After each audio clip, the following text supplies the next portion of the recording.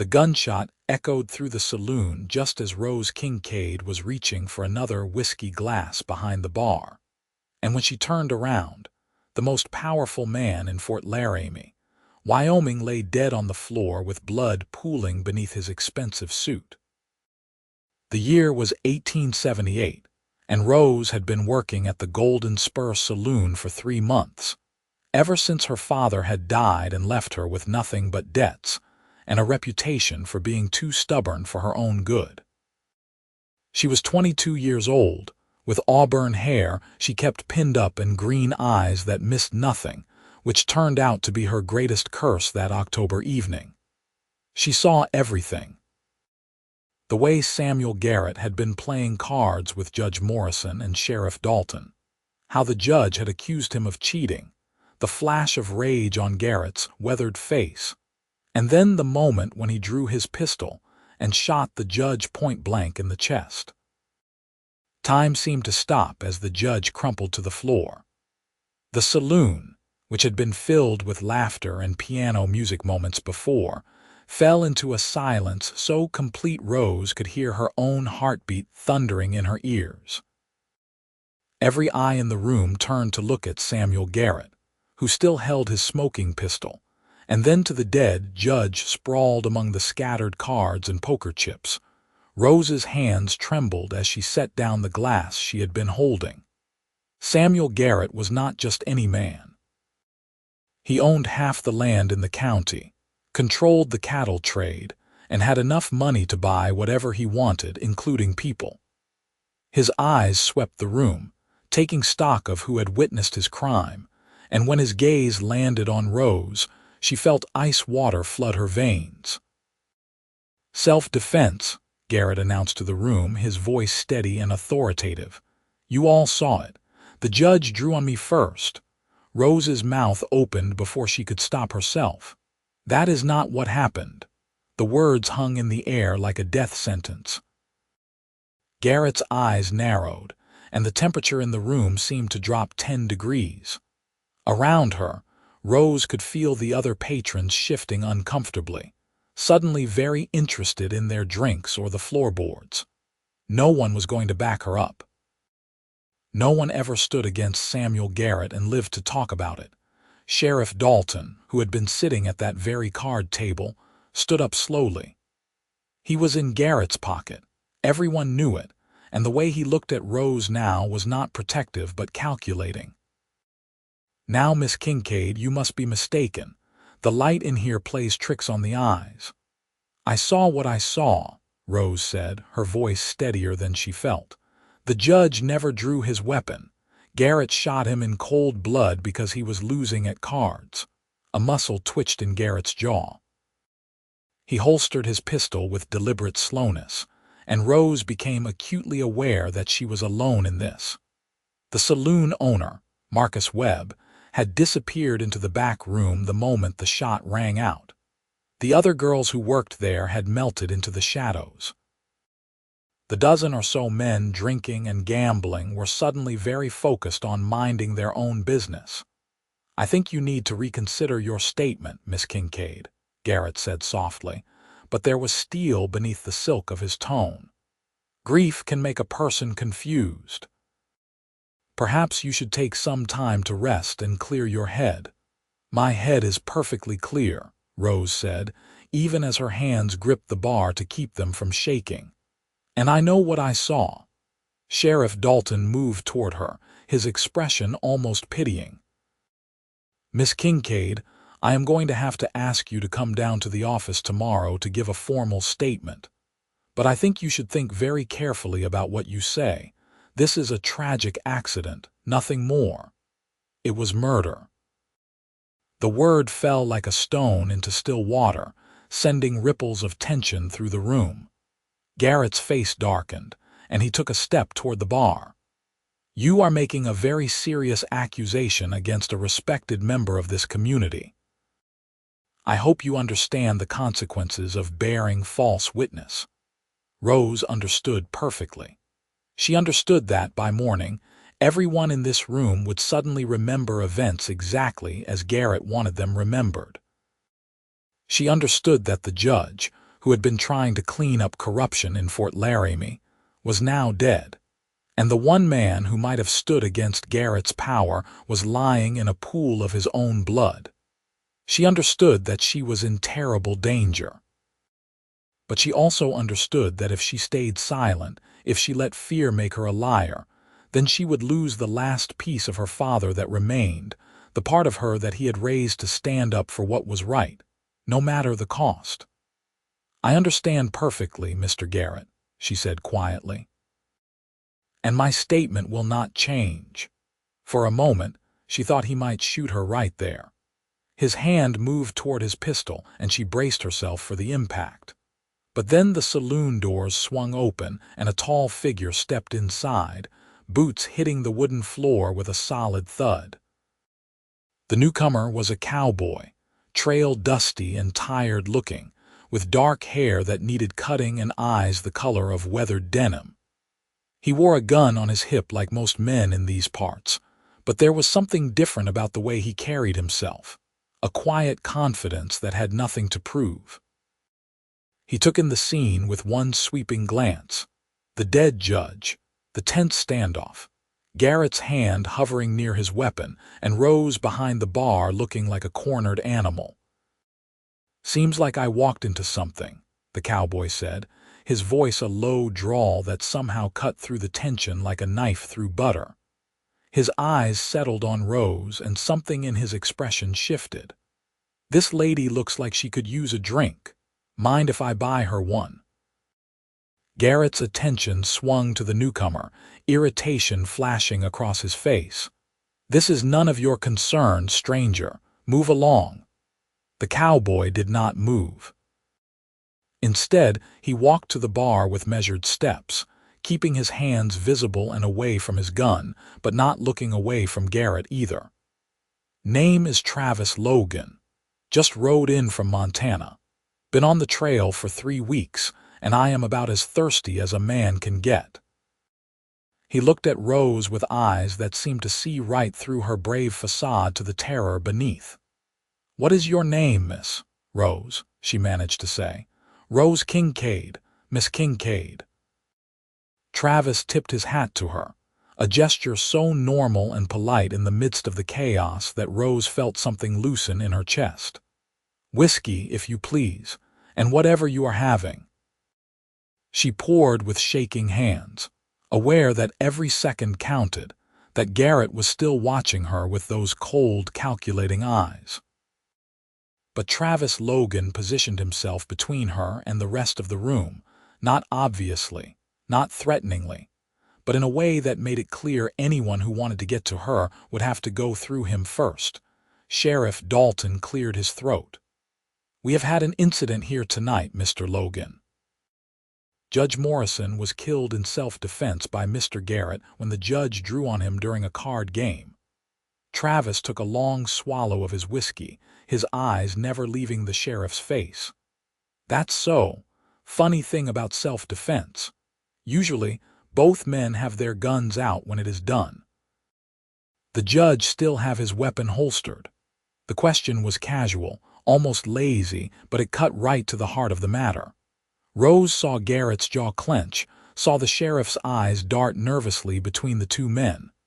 "The judge reached for his gun," Dalton said, but his voice lacked conviction. "Did he now?" Travis set his glass down gently. "And how many witnesses you got to that fact?" "Everyone here saw it," Garrett interjected, his voice hard. Travis turned his attention to the other patrons, his gaze moving slowly from face to face. Most of them could not meet his eyes, looking down at their drinks or toward the door. "That true? All of you saw the judge draw first?" Silence. The kind of silence that spoke louder than words. "Interesting," Travis said softly. He looked at Rose. "What did you see, Miss Kincaid?" Every instinct screamed at her to lie, to protect herself, to give Garrett what he wanted. But there was something in Travis Logan's eyes, a steadiness and a quiet strength that made her believe, just for a moment, that maybe she was not as alone as she thought. "I saw Mr. Garrett shoot Judge Morrison in cold blood," she said clearly. The judge never reached for his weapon.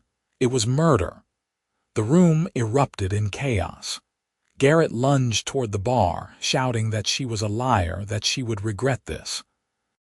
Sheriff Dalton tried to grab Travis's arm, saying he was interfering with the law. But Travis moved faster than either of them, stepping fully in front of Rose and putting his hand on his gun, not drawing it, but making it clear he would if necessary. "Now hold on," Travis said, his voice cutting through the noise like a whip crack. "Seems to me there is a dispute about what happened here tonight. The lady says one thing, Mr. Garrett says another. That is what courts are for, is it not, Sheriff?" Dalton looked like a man caught between a rock and a hard place. "There will be an investigation, of course, but I do not think we need to trouble Miss Kincaid further tonight. She has had a shock."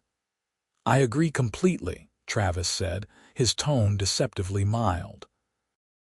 "In fact, I think Miss Kincaid should not be left alone until this matter is settled. Witnesses have a way of disappearing or changing their stories in situations like this. I would be happy to ensure her safety."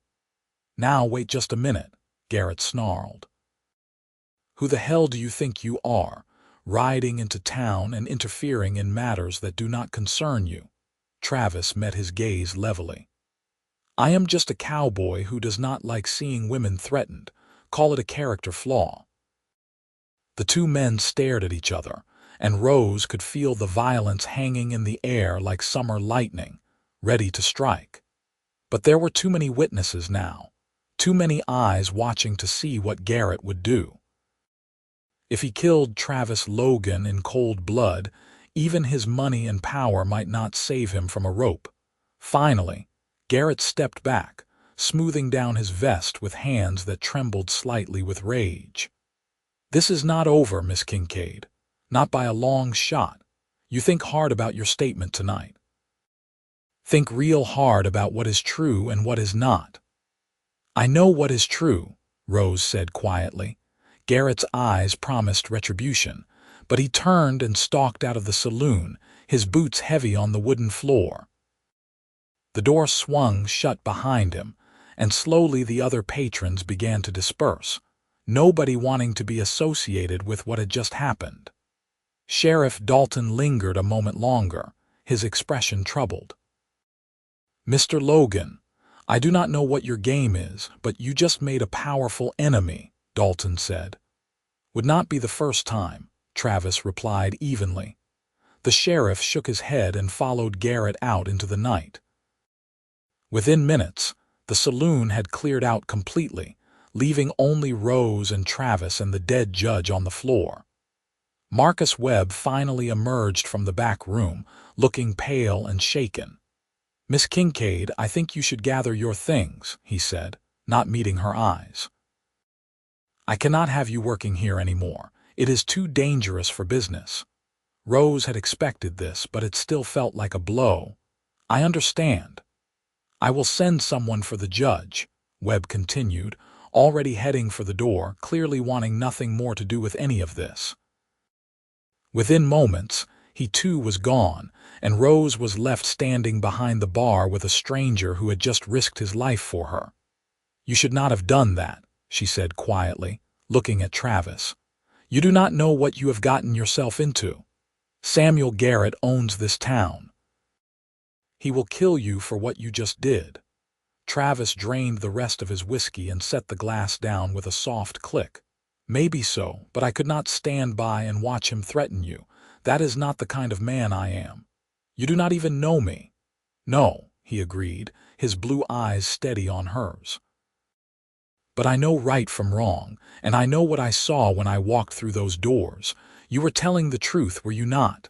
"Yes." "Then that is all I need to know." He glanced at the judge's body, his expression somber. "Judge Morrison was a good man from what I hear.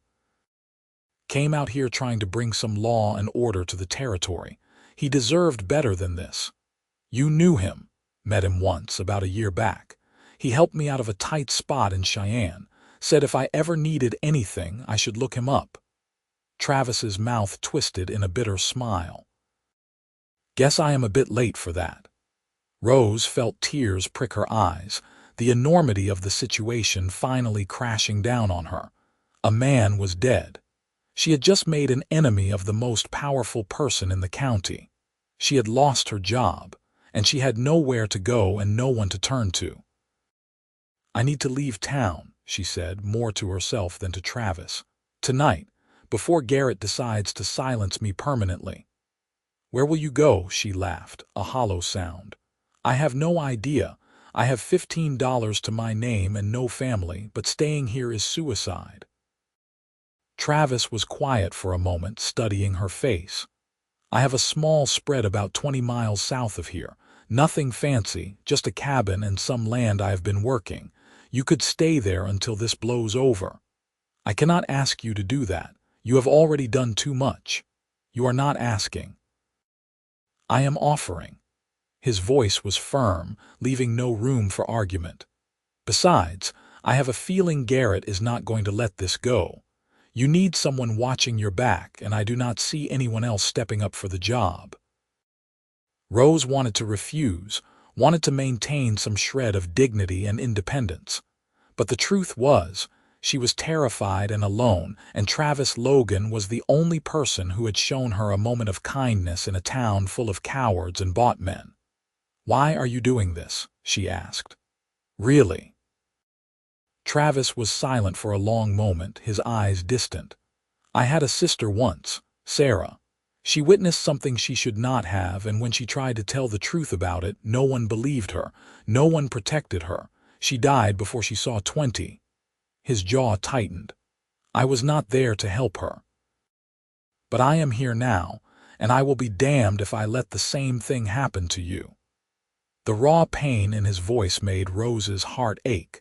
She understood loss, understood the weight of guilt and grief. Her father had died 6 months ago, worked to death trying to pay off debts to men like Samuel Garrett, and she had not been able to save him either. I am sorry about your sister, she said softly. Me too. Travis shook himself, as if pushing away old ghosts. But standing here is not going to help anything. We need to move. You have anything you need to collect? Rose thought of her small room upstairs, the few dresses and personal items she owned.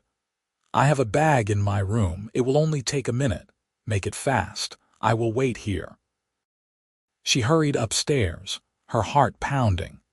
Through the window, she could see torches being lit in the street below, hear the murmur of angry voices.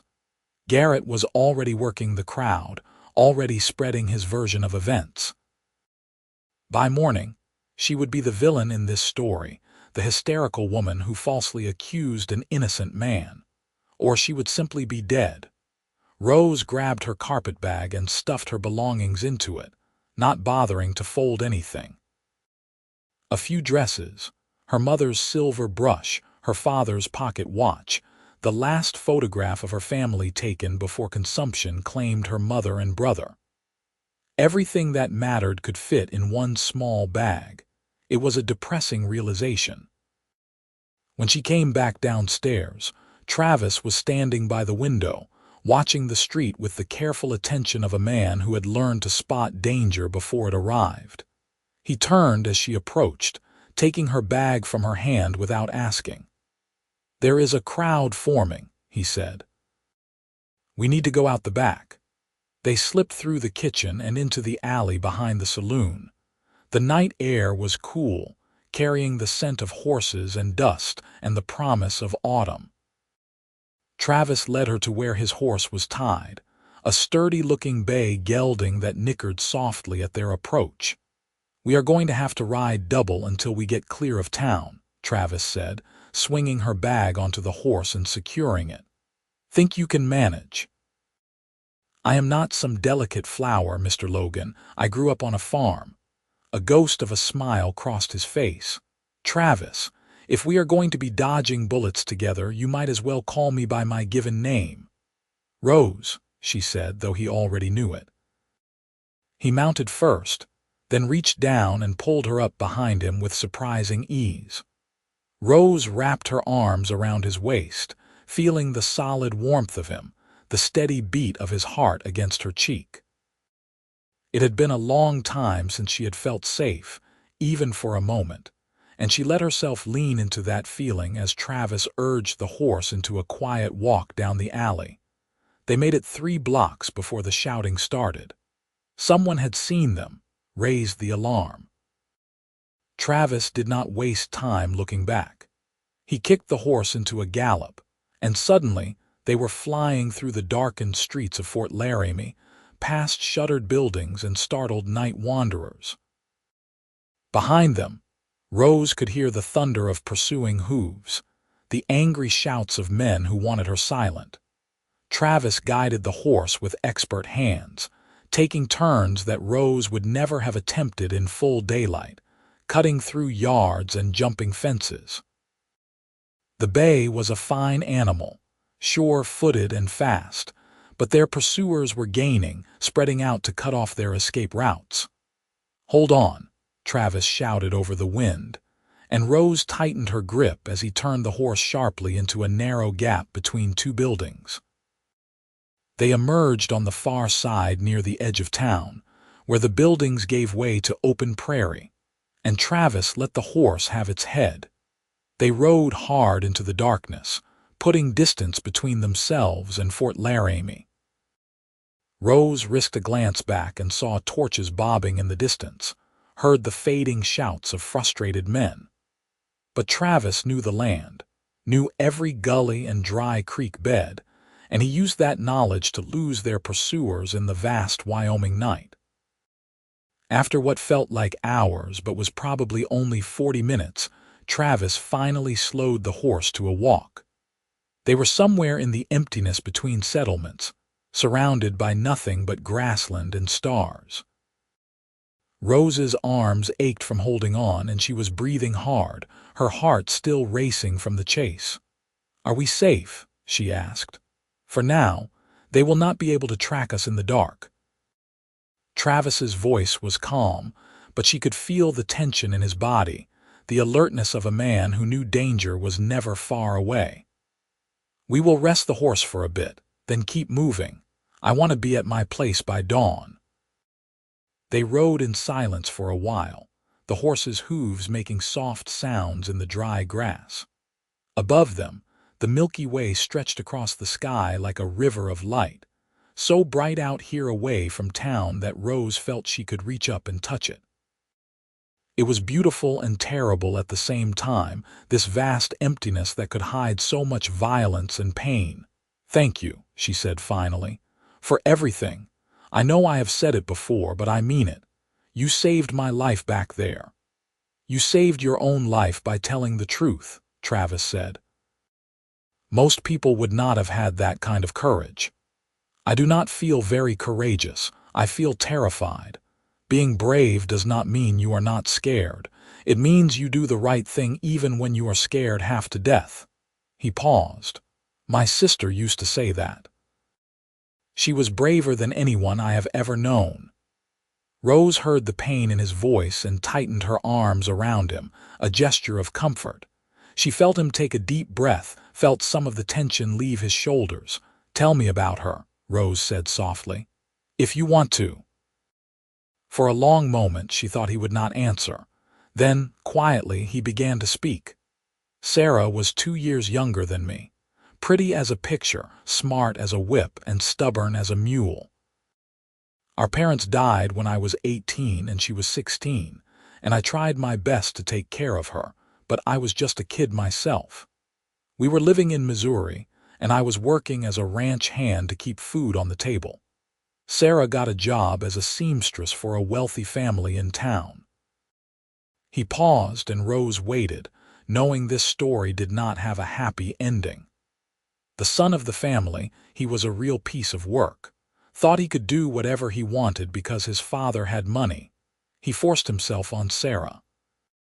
When she threatened to tell, he laughed at her, said no one would believe a poor seamstress over him. But Sarah was not the kind to stay quiet. She went to the sheriff, told him what happened. Travis's voice had gone hard, flat with old rage. The sheriff was the son's uncle. He called Sarah a liar, said she was trying to ruin a good man's reputation. The whole town turned against her.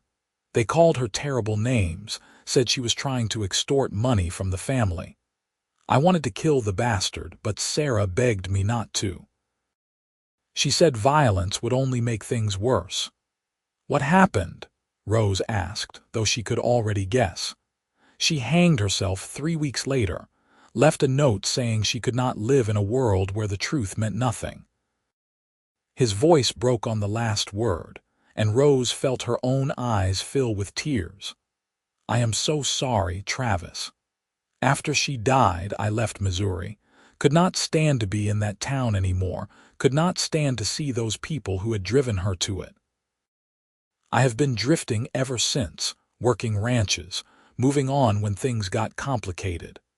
About a year ago, I bought some land down here, thought maybe I would try to build something permanent. But I guess trouble has a way of finding me. Or maybe you have a way of finding people who need help, Rose said gently. Maybe Sarah would be proud of you for standing up for me the way no one stood up for her. Travis was quiet for a long time. Maybe, he said finally. I hope so. They rode on through the night. Two broken people trying to outrun the violence of powerful men who thought they could buy or bury the truth. Rose found herself thinking about the judge, about his family who would be grieving now, about how quickly a life could end, and how easily injustice could triumph if good people stayed silent. But she also thought about Travis Logan, this stranger who had risked everything to protect her, who carried his own ghosts but still found the strength to stand up for what was right. There was something profoundly decent about him, something that called to the best parts of Rose's own battered heart. As the sky began to lighten with the first hints of dawn, Travis pointed to a dark smudge on the horizon. That is my place. We are almost there. The smudge resolved itself into a small cabin nestled in a valley with a creek running through it. It was modest but well built, with a corral and a small barn. Smoke curled from the chimney, and Rose realized someone must be there already. I have a friend staying here watching the place while I was gone, Travis explained as they approached. Name is William Tucker, good man and trustworthy. As they rode into the yard, a figure emerged from the cabin, rifle in hand. He was older than Travis, maybe 40, with graying hair and the weathered look of a man who had spent his life outdoors. When he saw Travis, his stern expression softened into a grin. About time you got back, William called. Was starting to think you had gotten yourself shot. Then he noticed Rose and his eyebrows went up. And who is this? This is Miss Rose Kincaid, Travis said, dismounting and then helping Rose down. Her legs were shaky from the long ride and she was grateful for his steadying hand. She is going to be staying here for a while. There was trouble in town. William's expression turned serious. What kind of trouble? Travis quickly filled him in on what had happened at the saloon, and Rose watched William's face darken with anger as he listened. When Travis finished, William let out a low whistle. Samuel Garrett. You do not pick small fights, do you? He looked at Rose with new respect. You have got more spine than most men in this territory, Miss Kincaid, but Travis is right. You are not safe in Fort Laramie. Hell, you are probably not safe anywhere in Wyoming if Garrett wants you dead. What do you suggest? Rose asked, too tired to be anything but blunt. For now, you stay here. This place is hard to find if you do not know where you are looking, and Travis and I can keep watch. But long term, William shook his head. We need to get your testimony to someone who is not in Garrett's pocket, maybe the territorial governor or a federal marshal. That is what I was thinking, Travis agreed. But first, we all need rest. It has been a long night. William nodded. I will take care of the horse. You two get inside and get some food in you. I made a pot of stew earlier. The cabin was simple but clean, with one large room that served as kitchen and living area, and a smaller bedroom in the back. There was a loft accessible by a ladder, which Rose assumed was where Travis slept. Everything was well made and cared for, from the sturdy furniture to the neat stack of firewood by the stove. Rose sank into a chair, suddenly aware of how exhausted she was. It had been less than 12 hours since the judge was killed, but it felt like a lifetime. Her whole world had been upended in the span of a single gunshot. Travis ladled stew into bowls and set one in front of her along with a hunk of bread. "Eat. You need your strength." Rose realized she was starving.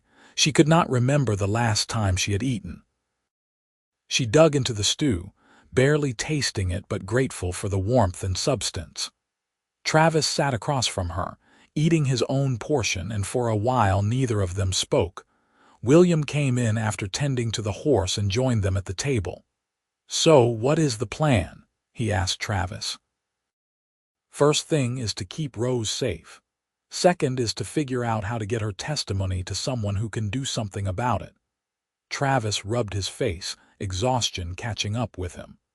"Garrett is going to want to silence her before she can talk to anyone official. He will have men looking for her." "What about the other witnesses?" Rose asked. "There were at least a dozen people in that saloon. Surely someone else will tell the truth." William and Travis exchanged a look, and Rose's heart sank. "Miss Kincaid," William said gently, "by now every one of those people will have gotten a visit from Garrett or his men. They will have been offered money or threatened or both. Whatever they saw, they will swear it was self-defense. So I am alone in this." "No," Travis said firmly. "You are not alone. You have us. 2 cowboys against the richest man in Wyoming, great odds." "I have been in worse fights," Travis said with a faint smile, "and won." Despite everything, Rose felt a small spark of hope kindle in her chest. It was probably foolish. They were outnumbered, outgunned, and up against a man who could buy and sell them 10 times over. But Travis Logan had already proven he was not like other men, and something in his steady gaze made her believe that maybe, just maybe, they had a chance. "I should let you rest," Travis said, standing. "You can take the bedroom. William and I will sleep out here. I cannot take your bed. You can and you will. I have slept on worse than a floor." His tone brooked no argument, and Rose was too tired to fight him on it. The bedroom was small but comfortable, with a quilt-covered bed and a window that looked out over the creek. Rose collapsed onto the mattress, not bothering to undress, and was asleep almost before her head hit the pillow. She woke to afternoon sunlight streaming through the window and the sound of male voices outside. For a moment, she could not remember where she was, and then the events of the previous night came crashing back. The murder, the flight from town, Travis Logan's steady presence at her back. Rose got up and straightened her rumpled dress as best she could, then went to the window. Travis and William were in the yard, working with a young horse in the corral. She watched Travis move with the animal, patient and calm, gaining its trust through quiet confidence rather than force. There was something beautiful in the way he worked, a natural understanding between man and beast. When she emerged from the bedroom, William looked up and smiled. "Good afternoon, Miss Kincaid. Feel better, some," she admitted. "What time is it?" "About 3 in the afternoon." "You slept near 10 hours. He gestured to the stove. "There is coffee if you want it, and I can heat up some more stew." "Coffee would be wonderful." Rose poured herself a cup and stood in the doorway, watching Travis in the corral. He must have sensed her presence because he looked up, his eyes meeting hers across the distance. He said something to William, then vaulted over the corral fence and walked toward the cabin. "How are you feeling?" he asked as he approached. "Like my life has fallen apart," she said honestly. "But better than I probably should, considering." "That is the shock wearing off. Next few days might be rough." He leaned against the doorframe, close enough that she could smell the scent of horse and leather and sun-warmed skin. "We need to talk about what comes next." Rose nodded, bracing herself. "I know. I cannot hide here forever." "No, but you can hide here long enough for me to get word to some people who might be able to help. I know a federal marshal, good man named Henry Cross. He has been trying to build a case against Garrett for years, but he has never had enough evidence. Your testimony could be exactly what he needs." "Where is this marshal?" "Cheyenne. About 100 miles east of here. I can ride there in 3 days if I push hard, get him to come back with me. Once he hears what you have to say, he can take you into protective custody and move forward with an investigation." It sounded almost too good to be true, which immediately made Rose suspicious. "And you think this marshal will actually help?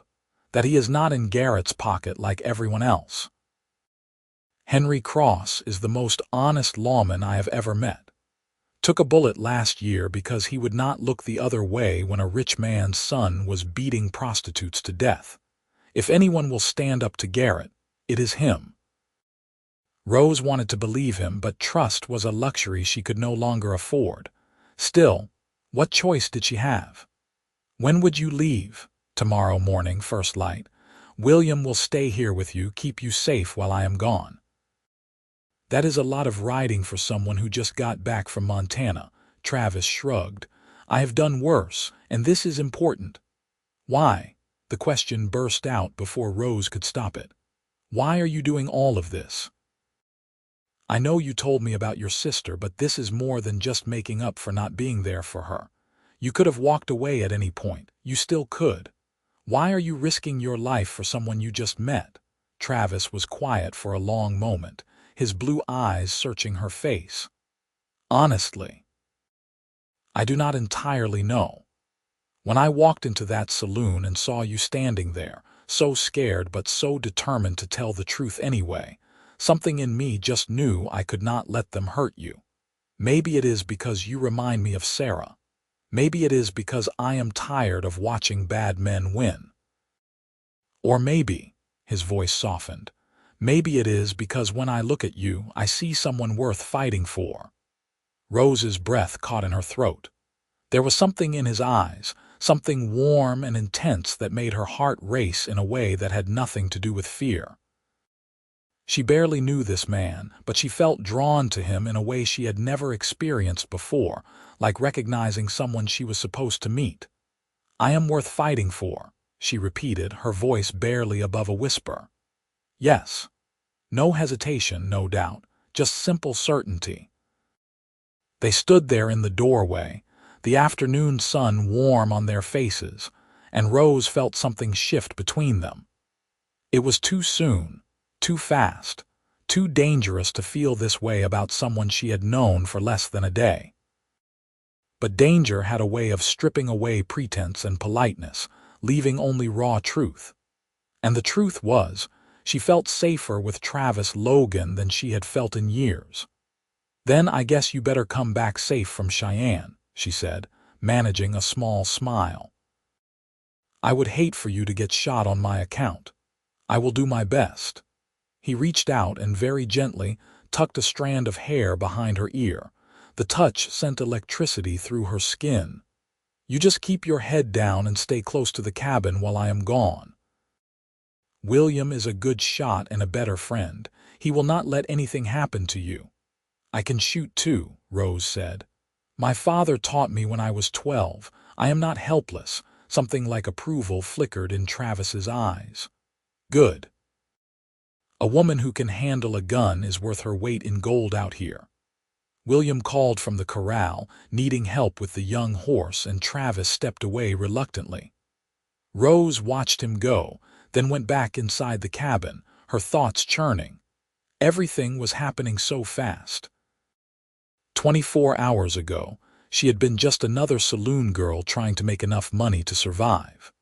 Now she was a witness to murder, a fugitive from one of the most powerful men in Wyoming, and apparently developing feelings for a cowboy with sad eyes and a hero's heart. The evening passed quietly. William made dinner, a simple meal of salt pork and beans, and they ate while Travis outlined his plans for the trip to Cheyenne. After dinner, Rose insisted on washing the dishes, needing something normal to do with her hands. Travis and William went outside to check the perimeter and make sure there were no signs of unwanted visitors. When they came back in, Travis announced he was going to bed early to be ready for the long ride ahead. He climbed up to the loft, and William settled himself on the floor near the door with a bedroll and his rifle close at hand. "You should get some rest too, Miss Kincaid," William said kindly. "Tomorrow might be a long day." Rose nodded and retreated to the bedroom, but sleep eluded her. She lay in the darkness, listening to the sounds of the cabin settling, the soft snores from William, the creak of the loft as Travis shifted in his sleep. Her mind would not quiet, replaying the murder over and over, seeing the judge fall, feeling Garrett's cold eyes on her. She must have eventually dozed off because she woke to the sound of horses in the yard. Her heart leapt into her throat. It was still dark outside, the middle of the night, and no one should be approaching the cabin at this hour. Rose slipped out of bed and crept to the door, pressing her ear against it. She could hear William's low voice, tense and alert, and then Travis dropping down from the loft with a soft thud. There was the distinctive sound of rifles being cocked. "How many?" Travis whispered. "I count 3, maybe 4. Could be more in the trees." Rose's blood turned to ice. Garrett's men had found them. She looked around the bedroom desperately, searching for anything she could use as a weapon. There was a heavy candlestick on the dresser and she grabbed it, her hands shaking. A voice called out from the darkness outside. "Travis Logan, we know you are in there. Send out the girl and we will let you live." "Not going to happen," Travis called back. "You are trespassing on my land. Leave now and I will not shoot you." Harsh laughter answered him. "You are outnumbered, Cowboy. There are 6 of us and 2 of you. Be smart about this. The girl is not worth dying for." Rose felt sick. 6 men. How could Travis and William possibly fight off 6 men? She had to do something, but what? Her testimony had already cost 1 man his life, and now it was going to cost 2 more. She opened the bedroom door and stepped out. Travis and William were positioned by the windows, rifles ready. Travis's head whipped around when he heard her. "Get back in the bedroom," he ordered, his voice hard. "They are here for me," Rose said. "Maybe if I go out there, no." The word was final, absolute. "You step outside that door and they will kill you. I am not letting that happen. But you and William will be fine. We have been in tight spots before." He looked at William. "Ready?" William grinned, a fierce expression that transformed his weathered face. "Always." What happened next was chaos. The men outside opened fire, shattering windows and splintering wood. Travis and William returned fire with deadly accuracy, and Rose heard screams of pain from the yard. She dropped to the floor, covering her head as bullets whined through the cabin. The fight lasted only a few minutes, but it felt like an eternity. When the shooting finally stopped, Rose looked up to see Travis and William still standing, both unhurt though the cabin was riddled with bullet holes. Outside, she could hear the sound of retreating horses, men shouting in pain and anger. Travis moved to the window cautiously, peering out into the darkness. "They are running. I think we got 2 of them and the rest decided it was not worth it." William checked the other window. "They will be back though, probably with more men. We need to leave, Travis. This place is not safe anymore." Travis's jaw tightened and Rose saw genuine pain in his eyes as he looked around the cabin he had built with his own hands. But he nodded. "You are right. We leave at first light." "All of us. Where will we go?" Rose asked. "Cheyenne. We will all go together. It will take longer riding 3 on 2 horses, but it is safer than splitting up." He looked at her, his expression fierce. I told you I would not let anything happen to you, Rose. I meant it. The use of her first name, without the formal miss, sent warmth through her despite the terror of the attack. She nodded, not trusting her voice. They spent the rest of the night taking turns keeping watch, waiting for another attack that never came. When dawn finally broke, painting the sky in shades of pink and gold, they packed what they could carry and prepared to leave. Travis moved through the cabin one last time, touching the walls he had built, the table he had made, and Rose saw the grief on his face at leaving this place he had worked so hard to create. "I am sorry," she said softly, coming to stand beside him. "I am sorry you have to give up your home because of me." He looked at her, and some of the hardness in his expression softened. "It is just a building, Rose. You are a life. There is no comparison." Before she could respond, he had turned away, slinging his saddlebags over his shoulder and heading for the door. But his words stayed with her, wrapping around her heart like a warm blanket. They rode out as the sun cleared the horizon, Travis and Rose on his bay gelding, William on his own sturdy mare. The cabin grew smaller behind them, smoke still curling from the chimney, a lonely outpost in the vast Wyoming landscape. Rose wondered if Travis would ever see it again, and her heart ached for him. The journey to Cheyenne was hard. They had to take back roads and game trails to avoid anyone who might be looking for them, which meant slow going through rough country. They traveled mostly at night, hiding during the day in whatever cover they could find. Rose learned to sleep sitting up against a tree, to wash in ice-cold streams, to chew on jerky and hardtack until her jaw ached, but she also learned other things. She learned that Travis sang quietly when he was worried, old cowboy songs and hymns that his mother had taught him. She learned that William had fought in the war and carried a photograph of a woman he had loved and lost to fever.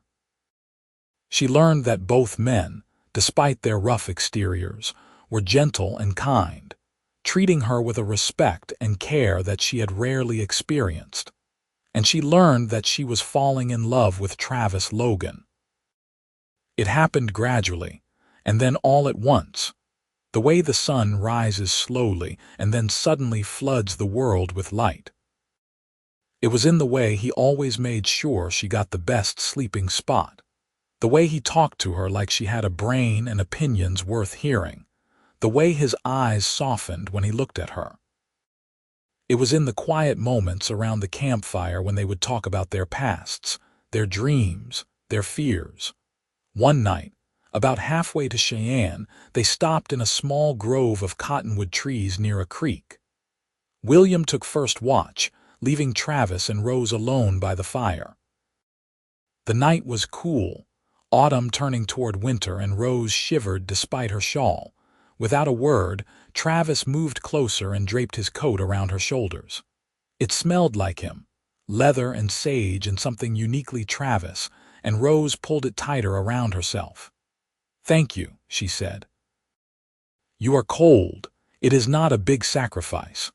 They sat in comfortable silence for a while, listening to the crackle of the fire and the distant call of a coyote. Then Rose said, "Tell me something about you that no one else knows." Travis raised an eyebrow. "That is a dangerous question." "I trust you with my life. I think I can trust you with a secret or two."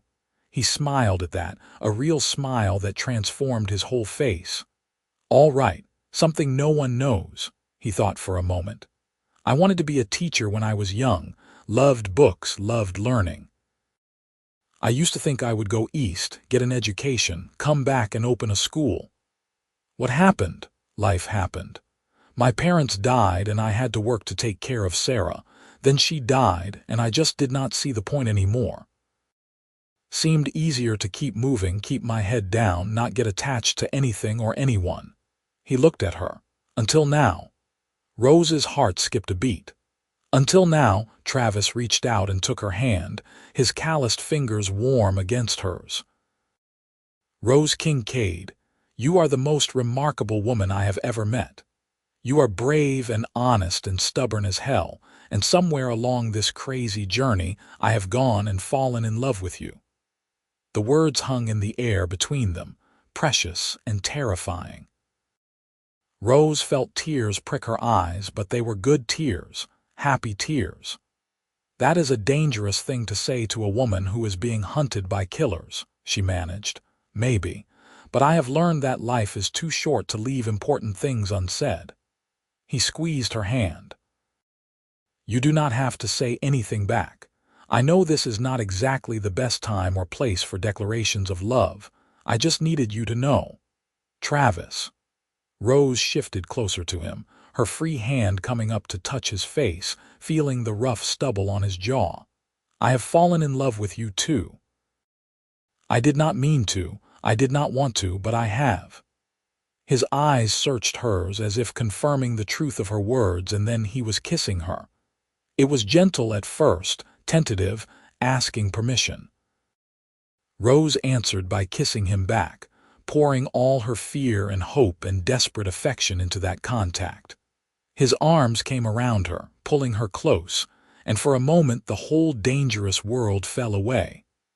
There was just the two of them, the fire, and the endless Wyoming sky above. When they finally pulled apart, both breathing hard, Travis rested his forehead against hers. "We are going to get through this," he said fiercely. "I am going to keep you safe, and we are going to bring Garrett to justice, and then we are going to build a life together. I promise you that, Rose." "Do not make promises you might not be able to keep," she whispered. "I always keep my promises." She believed him. Against all logic and reason, she believed him. The next few days passed in a haze of hard riding and stolen moments. Travis and Rose found excuses to touch. A hand on the small of her back as he helped her down from the horse, fingers brushing as they passed a water canteen, knees touching as they sat around the campfire. William pretended not to notice, but Rose caught him smiling more than once. They were 2 days out from Cheyenne when they ran into their first real problem. They had stopped at a small trading post to buy supplies, and the man behind the counter recognized Rose from a wanted poster. "You are her," he said, his eyes widening. "The girl who killed Judge Morrison." Rose's blood ran cold. "I did not kill anyone. I witnessed a murder." But the trader was already reaching for something under the counter, probably a gun. Travis moved faster, drawing his own pistol and leveling it at the man. "Do not," Travis said quietly. "Just step back and let us leave peacefully." "There is a $1,000 reward for her," the trader said, his eyes shifting between Travis and the door. $1,000 for anyone who brings her to Samuel Garrett." "She is not going anywhere near Garrett," William said, moving to cover the door. The trader licked his lips nervously. "Look, I do not want any trouble, but $1,000 is a lot of money." "How about you stay alive instead?" Travis suggested. "Seems like a fair trade." For a tense moment, no one moved. Then the trader slowly raised his hands. All right. I do not get paid enough for this anyway. Take what you need and get out." They grabbed supplies quickly and left, but the damage was done. Word would spread. Every bounty hunter and desperate man in the territory would be looking for Rose, tempted by Garrett's blood money. "We need to move fast," Travis said as they mounted up. "If that trader talks, and he will, we will have company before nightfall." He was right. They had been riding for maybe 3 hours when William spotted dust on the horizon behind them. "Riders coming fast. How many?" Travis asked, his voice tight. "Hard to say. Maybe 8, maybe 10. Too many to fight." Their only option was to run and hope they could reach Cheyenne before they were caught. Travis kicked his horse into a gallop, and they flew across the prairie, pushing the animals as hard as they dared.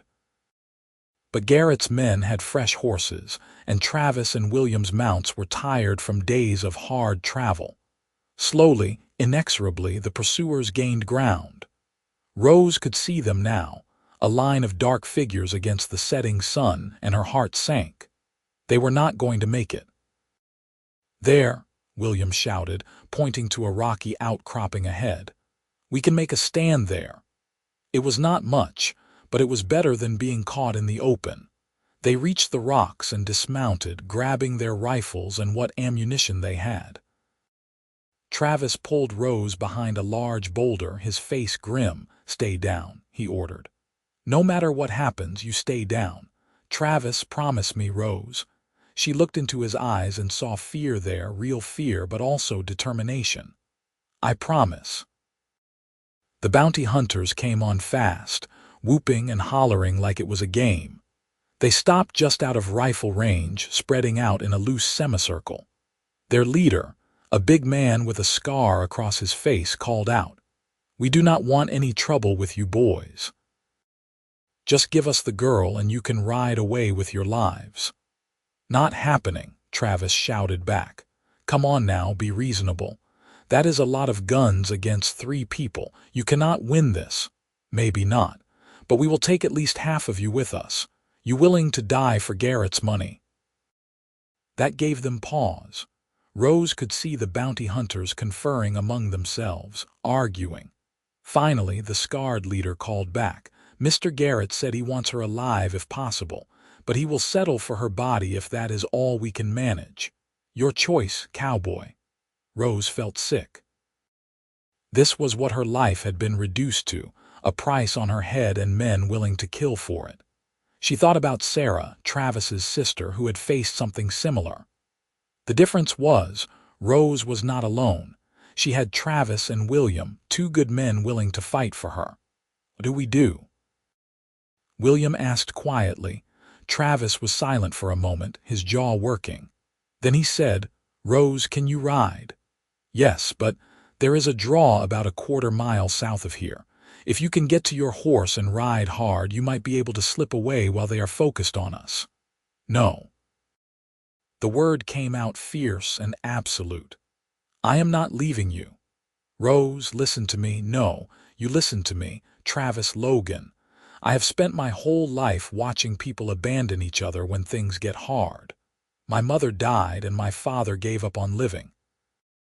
My brother died, and the whole town forgot he existed. I have been alone for so long I forgot what it felt like to have someone who actually cared.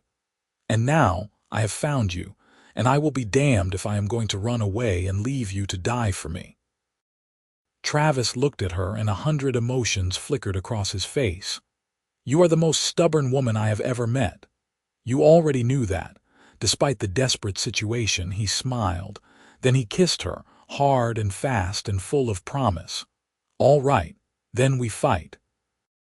And whatever happens, happens together." The bounty hunters were getting impatient. They started moving forward, using what cover they could find, trying to get into better range. Travis and William opened fire, their shots echoing across the prairie. Rose grabbed a rifle, checked that it was loaded, and added her own fire to theirs. She had not lied about being able to shoot. Her father had been a good teacher, and Rose had spent many hours practicing. She aimed carefully and squeezed the trigger, and one of the bounty hunters went down with a scream.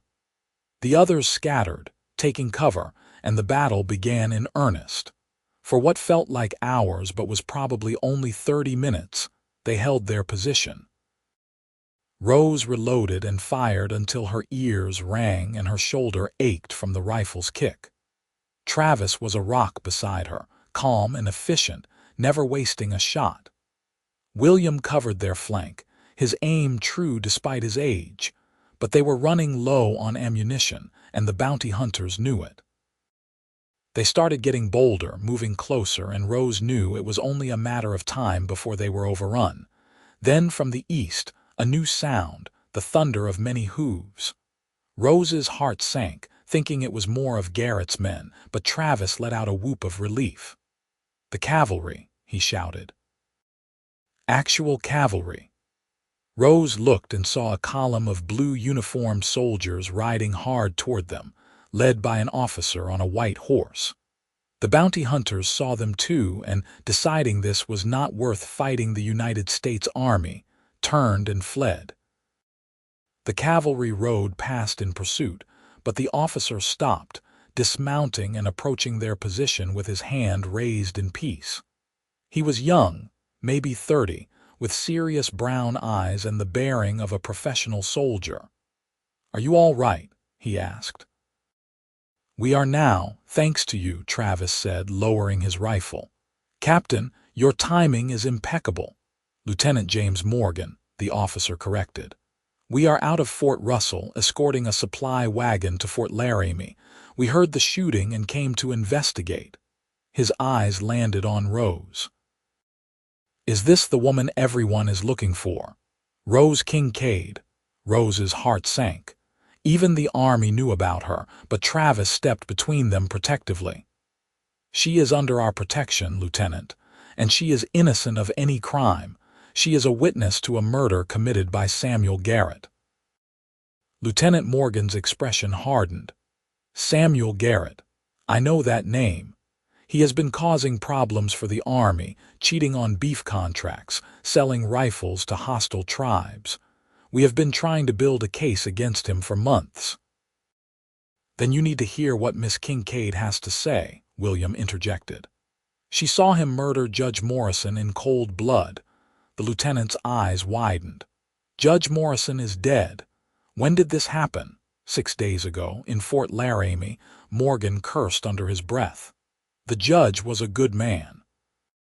He was helping us investigate Garrett's illegal activities." He looked at Rose with new respect. "Miss Kincaid, I think you better tell me everything." So Rose told her story again, from the beginning. She described the card game, the argument, the murder, and Garrett's attempt to silence her. Morgan listened intently, occasionally asking questions, and when she finished, he was silent for a long moment. "This is exactly what we need," he said finally. "With your testimony and the evidence we have already gathered, we can bring Garrett to justice. But we need to get you somewhere safe first." He looked at Travis. "Where were you headed?" "Cheyenne. I know a federal marshal there, Henry Cross. Cross is a good man. But it is still 2 days' ride from here, and clearly Garrett's bounty hunters are everywhere." Morgan made a decision.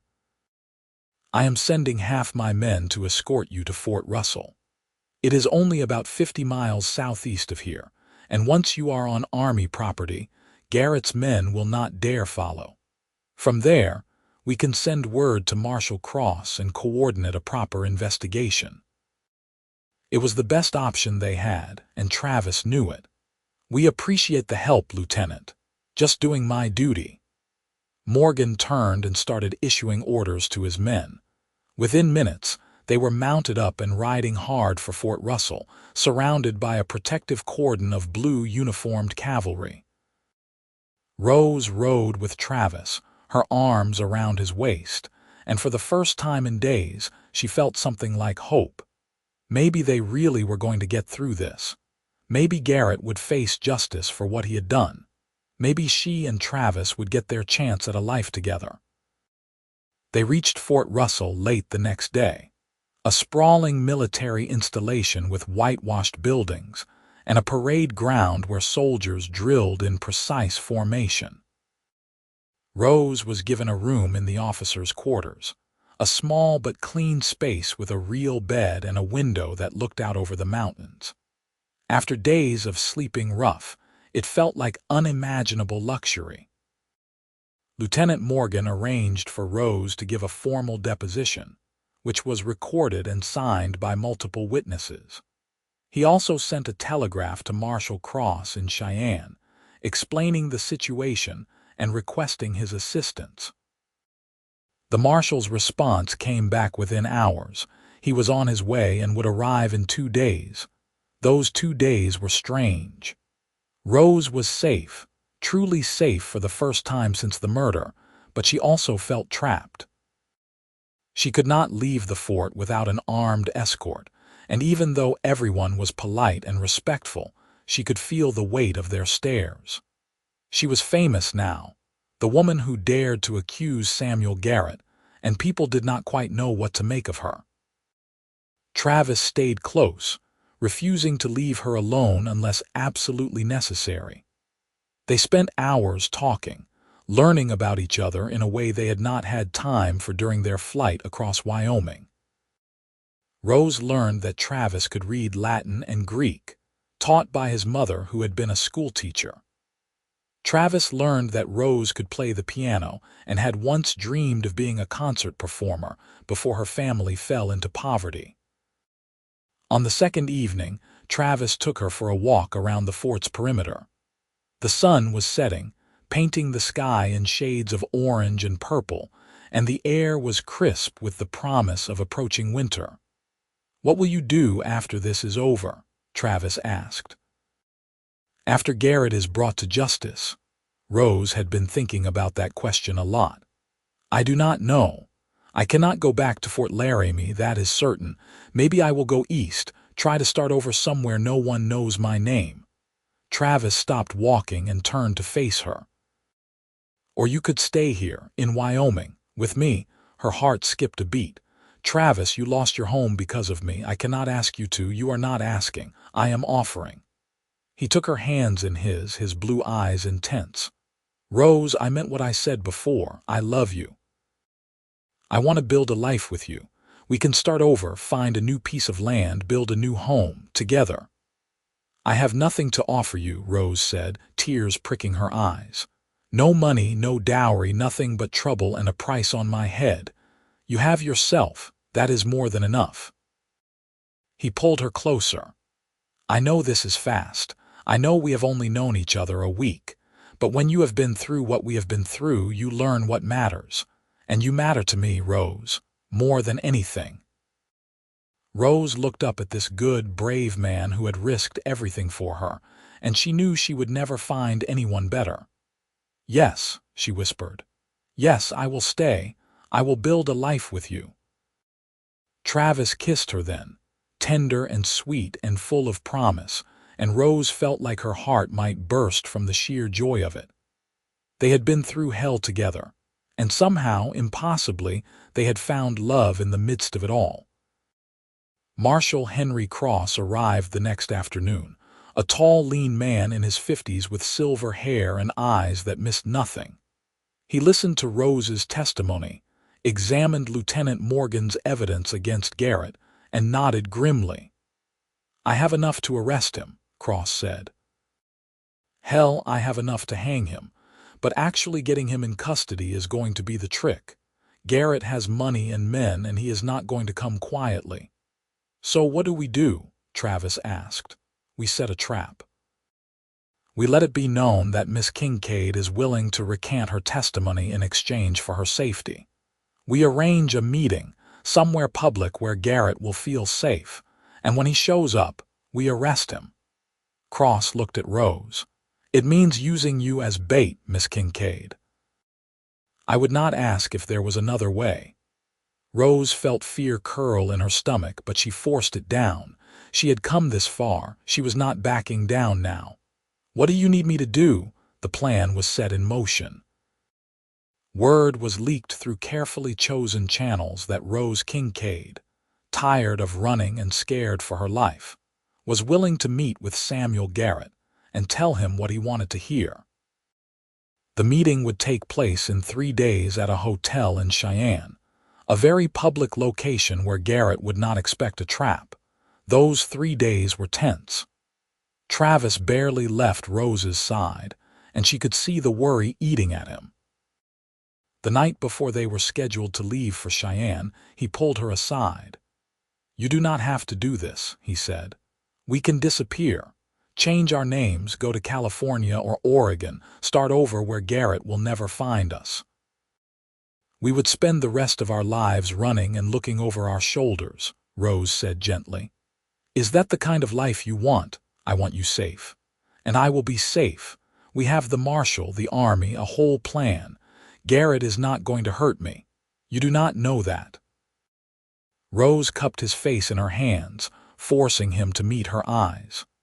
"Travis Logan, you told me you always keep your promises. You promised me we would bring Garrett to justice and build a life together. I am holding you to that." He pulled her into his arms, holding her so tightly she could barely breathe.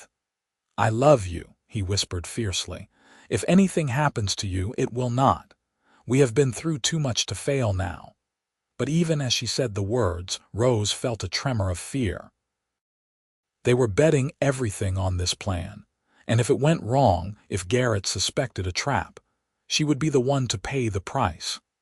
They arrived in Cheyenne the next day, a bustling city of almost 15,000 people, the largest Rose had seen in years. The streets were crowded with wagons and horses, and the buildings rose 2 and 3 stories high. It felt almost overwhelming after weeks in the wilderness. The meeting was set for noon at the Dyer Hotel, a respectable establishment on the main street. Marshal Cross had positioned men throughout the hotel and on the surrounding rooftops. Lieutenant Morgan and a squad of soldiers were stationed nearby, ready to move in if needed. Travis would be in the hotel lobby, close enough to help if things went wrong but not so close as to spook Garrett. Rose dressed carefully that morning in her best dress, the blue one she had not had occasion to wear since leaving Fort Laramie. She pinned up her hair and looked at herself in the mirror, barely recognizing the woman looking back. A week ago, she had been just a saloon girl trying to survive. Now she was about to face down one of the most powerful men in Wyoming. Travis walked her to the hotel, his hand on the small of her back. At the entrance, he stopped and turned her to face him. "Be careful," he said. "At the first sign of trouble, you get out. Do not try to be a hero." "That is rich coming from you," Rose said with a small smile. He did not smile back. "I am serious, Rose. Your safety is more important than catching Garrett. Promise me you will run if you need to." "I promise." He kissed her then, not caring who saw, and Rose poured everything she felt into that kiss, all her love and fear and desperate hope. When they finally pulled apart, both were breathing hard. "I will be right here," Travis said. "You are not alone." Rose nodded, not trusting her voice, and walked into the hotel. The lobby was elegant, with polished wood floors and potted plants. Rose could see Marshal Cross sitting in a chair near the window, pretending to read a newspaper. A well-dressed woman who Rose knew was actually a Pinkerton detective sat at a table having tea.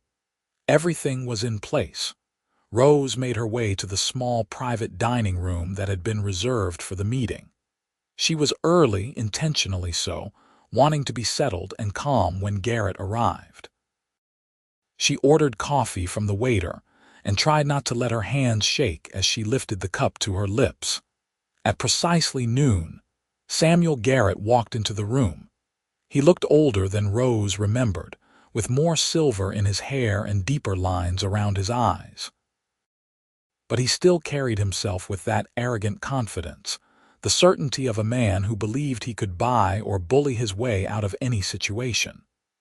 2 large men flanked him, bodyguards who scanned the room with suspicious eyes. Garrett's gaze landed on Rose, and his lips curved into a cold smile. "Miss Kincaid, how good of you to see reason." "Mr. Garrett." Rose kept her voice steady, though her heart was hammering. "Please sit." He waved his guards to positions by the door and sat across from her, his eyes never leaving her face. "I understand you have had a change of heart about your testimony." "I have had time to think," Rose said carefully, using the script Marshal Cross had given her. "And I realize I may have been mistaken about what I saw that night. The light was poor and I was frightened. Understandably so. Murder is a terrible thing to witness."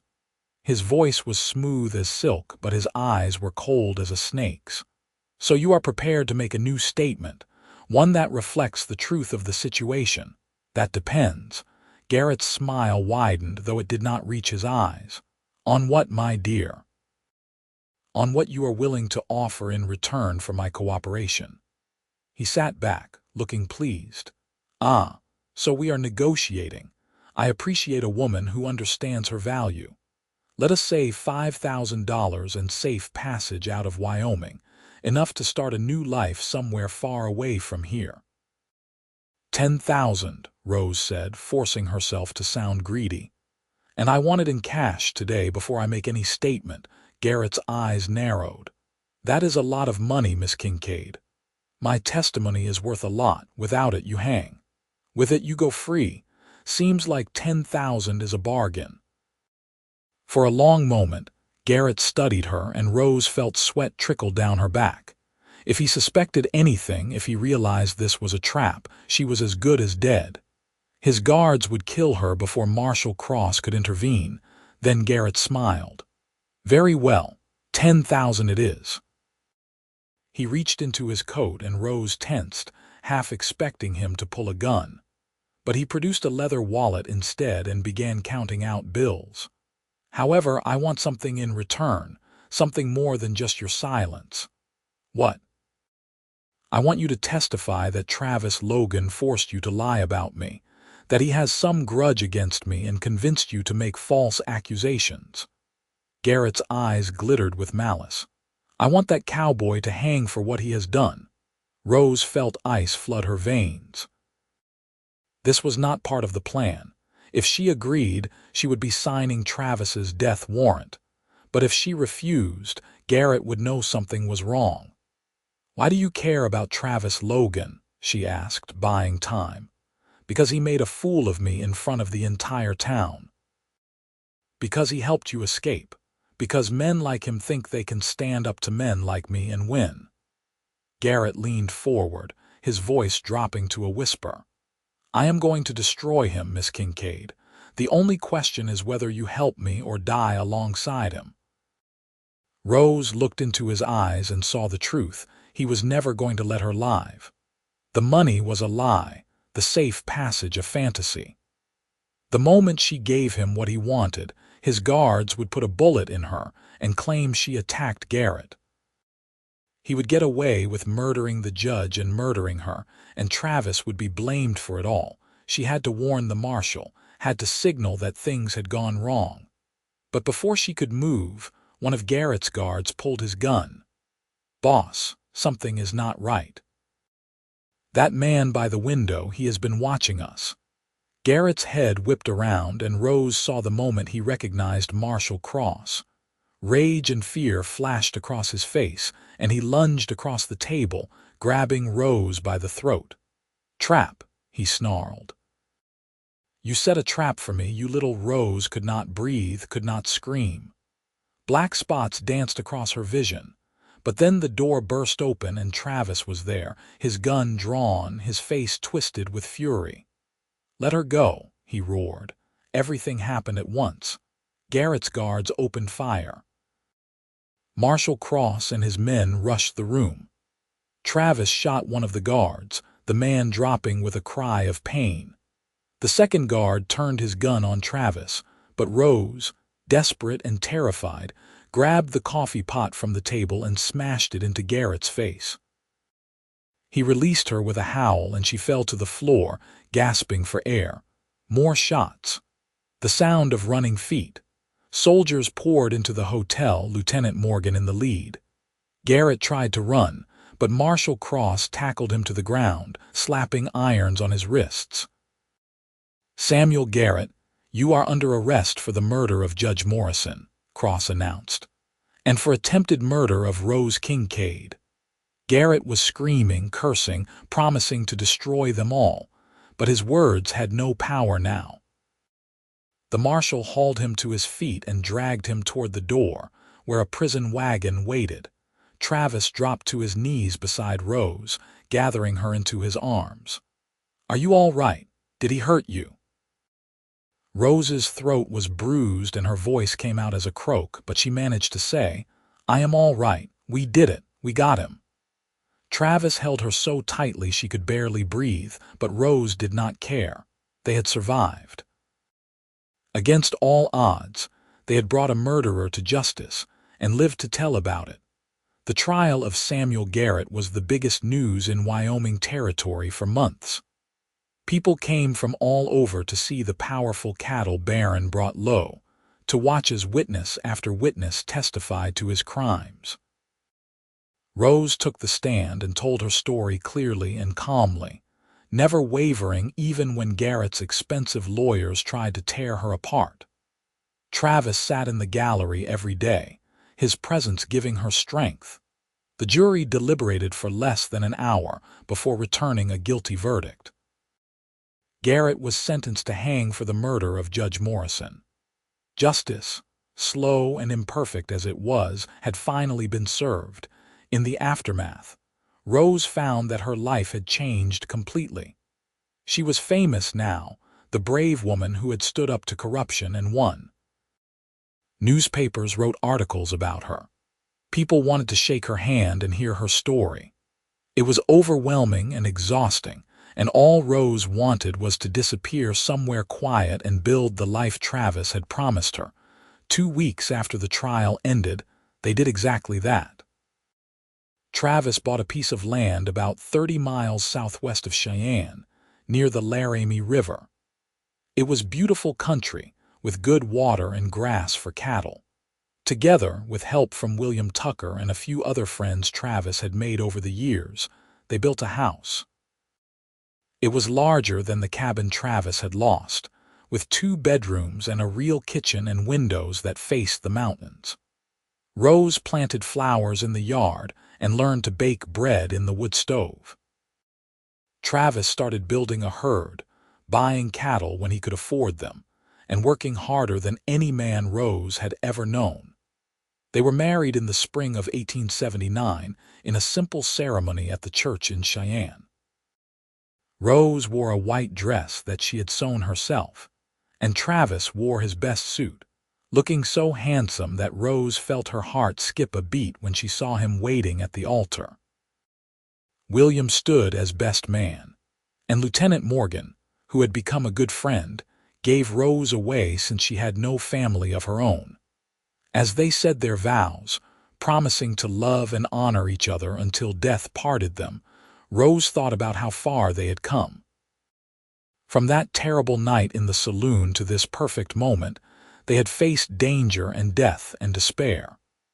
But they had also found love, the deep, abiding kind that only grew stronger through adversity. Their life together was not easy. Ranching never was, especially in Wyoming where the winters were brutal and the summers scorching. There were years when they barely scraped by, when drought killed the grass and the cattle starved. There were times when Rose wondered if they had made a terrible mistake, trying to build something permanent in such an unforgiving land. But there were also moments of perfect happiness. Evenings sitting on the porch watching the sunset paint the sky in colors that took Rose's breath away. Mornings waking up in Travis's arms, feeling safe and loved. The day in 1880 when Rose told Travis she was pregnant and watched joy transform his face. Their son was born in February of 1881, during a blizzard so fierce that the midwife from town could not get through. Travis delivered the baby himself with Rose coaching him through her pain. And when he finally placed the squalling infant in her arms, both of them were crying with relief and wonder. They named him Thomas, after Travis's father, and from the moment he drew his first breath, that child was the center of their world. Rose had never known she could love someone so fiercely, this tiny person who depended on her for everything. Travis was a devoted father, patient and gentle, teaching Thomas to walk and ride and read. 2 years later, they had a daughter they named Sarah, after Travis's sister. She came into the world with a full head of dark hair and her father's blue eyes, and she was stubborn and spirited from day one. Rose loved her with a mother's helpless adoration. Even when Sarah was being impossible, life settled into a rhythm. The ranch grew slowly but steadily. Travis proved to be a shrewd businessman, buying land when prices were low and selling cattle when they were high. Rose managed the household and raised the children and helped with the ranch work when she could. It was hard work, exhausting and relentless, but it was theirs. William Tucker built a small cabin on their land and became a permanent fixture in their lives, a beloved uncle to the children and a trusted friend to both Travis and Rose. He never married, saying once that he had given his heart to a woman long ago, and she had taken it with her to the grave. But he seemed content with his life, working the ranch and watching Thomas and Sarah grow. The years passed. The wild Wyoming territory became the state of Wyoming in 1890. The railroad expanded, bringing more people and more civilization. Fort Laramie was eventually abandoned by the military and fell into disrepair. Samuel Garrett's empire crumbled after his execution, his lands divided among creditors and his name becoming synonymous with corruption and greed. But through it all, Travis and Rose endured. Their love, forged in the fires of danger and hardship, only grew stronger with time. They weathered droughts and blizzards, cattle rustlers and financial panics. They raised their children to be honest and brave, to stand up for what was right even when it was hard.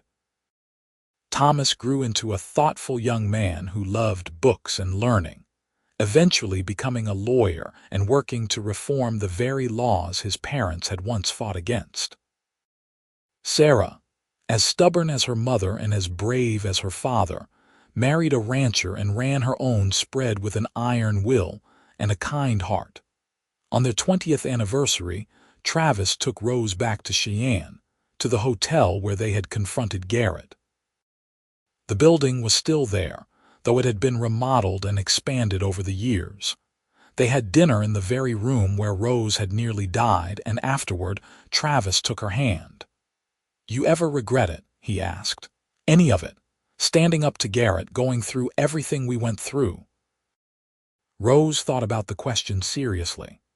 She thought about the fear and the pain and the nights when she had been certain they would not survive. But she also thought about the life they had built, the children they had raised, the love that sustained her through every hardship. "Not for a second," she said. "If I had stayed silent, Garrett would have gone free, the judge would have died for nothing, and I never would have met you." Travis smiled, the same smile that had made her heart skip a beat all those years ago. "I love you, Rose Logan. Today, tomorrow, and every day after that." "I love you too," she said, and kissed him, not caring that they were in public or that they were middle-aged and respectable now. Some things never changed. They lived to see the new century arrive, to watch their grandchildren born and their children prosper. The ranch that had started as just a dream and a patch of land grew into a thriving operation, employing dozens of people and producing some of the finest cattle in Wyoming.